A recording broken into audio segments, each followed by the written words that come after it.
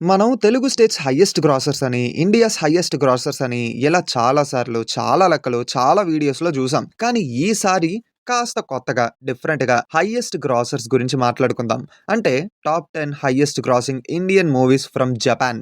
అంటే జపాన్‌లోని హైయెస్ట్ గ్రాసర్స్‌గా నిలిచిన ఇండియన్ మూవీస్ ఏంటో అనే విషయం గురించి ఈ వీడియోలో మనం మాట్లాడుకోబోతున్నాం. వీడియో ఎండ్ వరకు చూసేయండి. నచ్చితే తప్పకుండా like and share and subscribe కూడా చేసేయండి. ఇప్పటికే బాగా ఆలస్యం అయిపోయింది. వాయిసోలేట్ మామ ఇంకా మొదలు పెడదామా?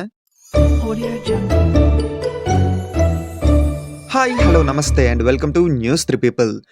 ఈ వీడియోలోని జపాన్ గ్రాసర్స్ గురించి మాత్రమే మాట్లాడుతున్నాం. కానీ ఓవర్‌సీస్‌లో నుంచి హైయెస్ట్ గ్రాసర్స్‌గా నిలిచిన ఇండియన్ మూవీస్ గురించి కూడా వీడియో కావాలంటే ఈ వీడియోకి ఒక 2K లైక్స్ టార్గెట్ ఇస్తున్నాము. పూర్తి చేసేయండి. సరే, ఇంకా లిస్ట్ మొదలు పెడదామా? నెంబర్ 10 ధూమ్ 3. ఇండియన్ సినిమాలోని మోస్ట్ సక్సెస్‌ఫుల్ ఫ్రాంచైజ్ ధూమ్ సిరీస్. దొంగ, దోపిడి, సాలిడ్ యాక్షన్ బ్లాక్స్, రేసి, స్క్రీన్ ప్లేతోని చాలా ఎంగేజింగ్‌గా ఈ మూవీని అయితే ప్రెజెంట్ చేస్తారు. అంత బావుంటది. కానీ ధూమ్ 3లో మాత్రం కొంచెం భిన్నంగా కాస్త రివెంజ్ డ్రామా అండ్ కొంచెం ఎక్కువ ఎమోషన్స్‌ని యాడ్ చేశారు. దానివల్లనేమో మూవీకి కాస్త మిక్స్డ్ రిపోర్ట్స్ వచ్చాయి. కానీ కట్ చేస్తే one of the biggest grossing ఫిల్మ్‌గా నిలిచింది ఇండియాలోని. కేవలం ఇండియాలో మాత్రమే కాదు, జపాన్‌లో కూడా కుమ్మేసింది. టోటల్‌గా 104.5 మిలియన్ యాన్స్ కలెక్ట్ చేసి బ్లాక్ బస్టర్‌గా నిలిచింది. నెంబర్ 9 ఎంతిరన్.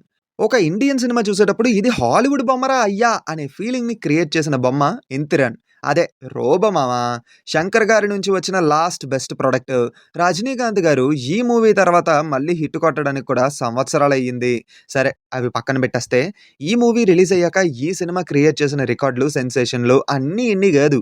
కేవలం ఇక్కడ మాత్రమే కాదు, జపాన్‌లో కూడా. పైగా రజనీకాంత్ గారికి జపాన్‌లో ఉన్న క్రేజ్ గురించి మాటల్లో చెప్పలేము. మరి ఆలోచించుకోండి, కలెక్షన్స్ కూడా అదే రేంజ్‌లో ఉంటాయి కదా. ఈ సినిమా 109.6 మిలియన్ యాన్స్ కలెక్ట్ చేసి బ్లాక్ బస్టర్ అయ్యింది అక్కడ కూడా. నెంబర్ 8 మగధీర. రాజమౌళి గారు అండ్ రామ్ చరణ్ గారి కాంబినేషన్‌లో వచ్చిన అల్టిమేట్ బ్లాక్ బస్టరే ఈ మగధీర మూవీ. తెలుగులోనే 100 కోట్లు కలెక్ట్ చేసి సంచలనం క్రియేట్ చేసింది. కానీ ఈ మూవీ 2009లో రిలీజ్ అయినప్పటికీ జపాన్‌లో మాత్రం అప్పుడు రిలీజ్ అవ్వలేదు. బాహుబలి రిలీజ్ అయిన తర్వాత రాజమౌళి గారికి జపాన్‌లో మంచి క్రేజ్ వచ్చాక ఈ మూవీని మార్కెటింగ్ చేసి రిలీజ్ చేశారు. కట్ చేస్తే అక్కడ కూడా సినిమా బ్లాక్ బస్టర్ అయ్యింది. ఓవరాల్‌గా ఈ మూవీ 130.1 మిలియన్ యాన్స్ కలెక్ట్ చేసి బ్లాక్ బస్టర్‌గా నిలిచింది. నంబర్ 7 సాహో.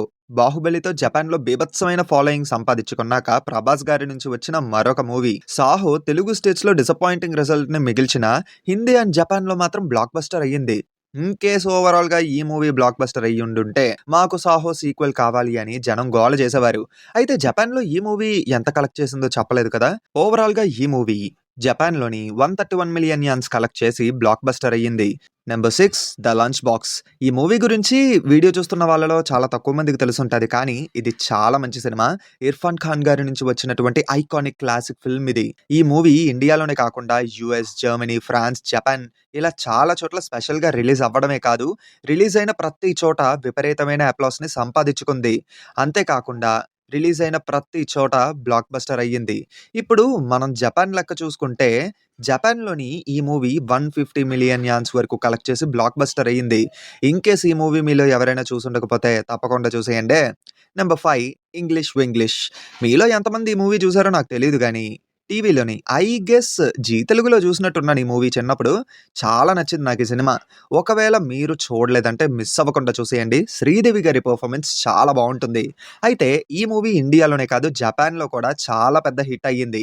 ఓవరాల్‌గా ఈ మూవీ అయితే అక్కడ 161 మిలియన్ యాన్స్ కలెక్ట్ చేసి బిగ్గెస్ట్ హిట్‌గా నిలిచింది. Number 4 three idiots. ఇండియా నుంచి వచ్చిన బెస్ట్ క్లాసిక్స్ అంటే తప్పకుండా 3 ఇడియట్స్ మూవీ ఉంటుంది. రాజ్ కుమార్ హిరానీ గారి నుంచి వచ్చిన బెస్ట్ ప్రొడక్ట్ తప్పకుండా 3 ఇడియట్స్ అనే చెప్పాలి.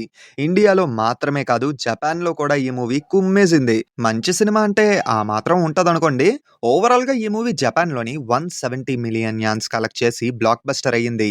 ఇప్పటి వరకు లెక్క 200 మిలియన్‌ని దాటలేదు కదా. ఇక్కడి నుంచి డైరెక్ట్‌గా 200 కాదు, 300నే దాటేస్తుంది చూడండి. Number 3 Baahubali 2 the conclusion. Indian సినిమాని ఒక రేంజ్‌లోకి ఎత్తేసిన సినిమా బాహుబలి. దానికి సీక్వెల్‌గా వచ్చిన మూవీనే బాహుబలి 2 ద కన్‌క్లూజన్. పార్ట్ 1 ఒక రేంజ్‌కి తీసుకెళ్తే పార్ట్ 2 అంతకు మించి ఇంకో రేంజ్‌కి తీసుకెళ్లి ఇండస్ట్రీ హిట్ అయ్యింది.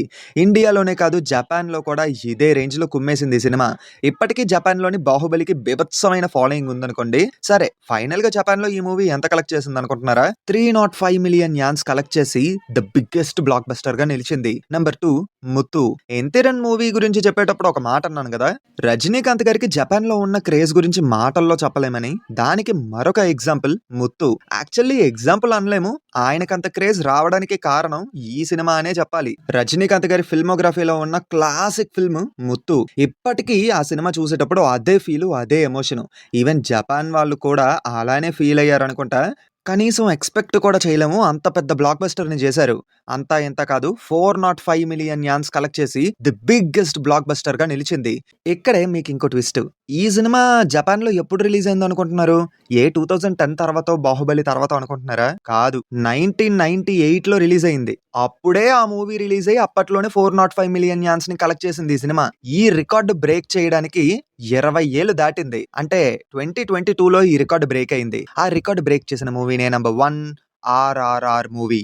ముత్తు రికార్డ్ని బ్రేక్ చేసి మళ్ళీ ఈ రికార్డ్ని బ్రేక్ చేయాలంటే నాకు తెలిసి మళ్ళీ రాజమౌళి గారే రావాలి అనే రేంజ్ లో బ్లాక్ బస్టర్ అయిన మూవీనే RRR మూవీ. బాహుబలితో బీభత్సమైన ఫేమ్ వచ్చింది. పైగా ఎన్టీఆర్ గారికి, రామ్ చరణ్ గారికి కూడా జపాన్ లో మంచి పేరు ఉంది. దీనికి తోడు బోనస్ గా జపాన్ కి వెళ్లి మరీ మార్కెటింగ్ చేశారు. జూనియర్ ఎన్టీఆర్ గారు అయితే మన ఊహకి కూడా అంతు చిక్కలేని విధంగా జాపనీస్ లో మాట్లాడి అక్కడున్న వాళ్ళని ఇంప్రెస్ చేశారు. జపాన్ వాళ్ళు కూడా మూవీ మొత్తం చూసి బీభత్సంగా ఇంప్రెస్ అయిపోయారు. అంతా ఎంత కాదు, 2.42 బిలియన్ యాన్స్ ని కలెక్ట్ చేసి అన్బ్రేకబుల్ రికార్డ్ ని క్రియేట్ చేసింది. మళ్ళీ ఈ రికార్డ్ బ్రేక్ చేసే సత్తా ఎవరికి ఉందనుకుంటున్నారు? కింద కామెంట్స్ లో చెప్పండి. సో ఇది లెక్క.